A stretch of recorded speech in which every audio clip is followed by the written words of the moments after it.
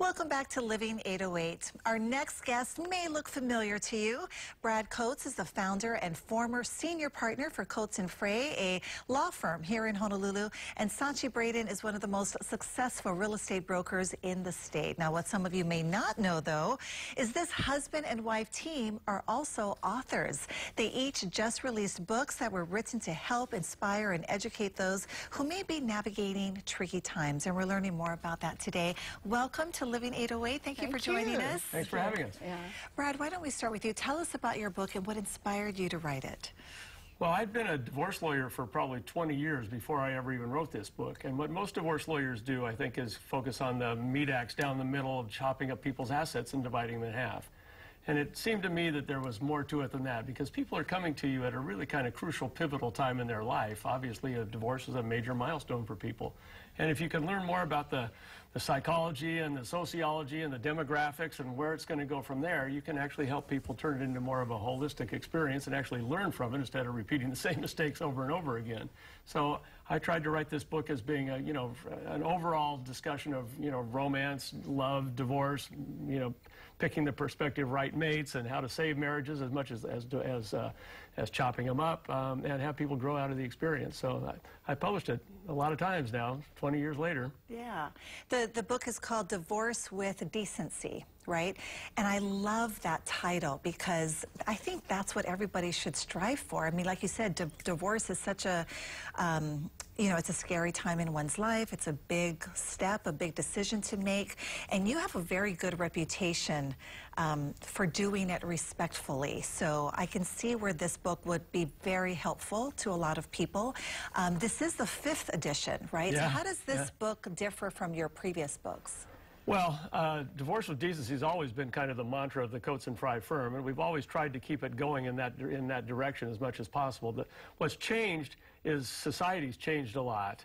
We didn't have same-sex marriage when I first wrote it 20 years ago. We didn't have social media. We didn't have, now an awful lot of marriages, couples are mating through the internet. They're breaking up through the internet. All kinds of crazy stuff like internet pornography that's kind of impacting on the dynamics of spousal relationships. It's a changing world, and I've tried to document it every step of the way through 5 editions published by the UH Press. So it's been a long haul. Yeah, and because of the changes too, there's so much emotion, right, involved with how things are done and how people are treated. So how would you say this book has helped people in the community? Well, I think a lot of people have said to me that I'm every bit as useful as a marriage counselor, and I've done probably more divorces than most marriage counselors. The book really has helped a lot of people grow out of the, you've got to make the best of a bad situation, and divorce is no fun, but you can actually grow out of it. And we've had lots of people that have, invited us to their next wedding or had nothing but nice things to say about the fact that we actually keep a happy client file at the Coates & Frey firm of people that write back and say, hey, here's my kids 3 years later, and here's what you did. And it's been a much more fulfilling aspect of the practice, really, than, like I say, just the chopping up people's assets. Yeah, I like that. Sachi, tell us about your book. Congratulations. Oh, thank you. What is the title, and what inspired you to write your book? It's just simply called Being Japanese in America. So this is like not really exciting about it, but it's really, truly, it's been almost half a century for me to be here. I came here as when I was hired by Pan Am as a stewardess, and then based here in Hawaii. So I've seen Hawaii in half century, how it changed. And then, as I was mentioning, that I picked up my real estate career late in my life. And then, but through the half century until I get here, which I have still lots of learn about American cultures, but I was brought up and raised in a really Japanese way in Japan.